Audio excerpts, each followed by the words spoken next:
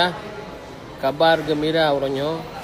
Kita dengar bak media sosial, bahkan dalam media-media resmi seluruh dunia ka diumumkan bahawa saja Israel ka bersetuju dengan Amerika kai pegak perjanjian dengan Palestin.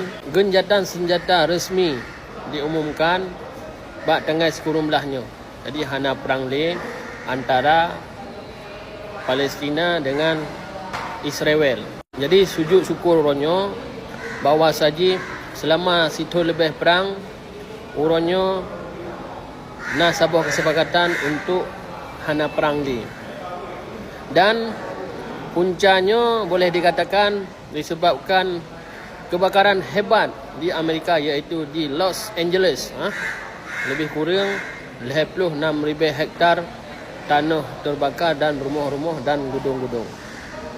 Mungkin Allah Ta'ala ka lebih peringatan terhadap Amerika karena awaknya disokong Israel untuk ijajah tanah Palestin.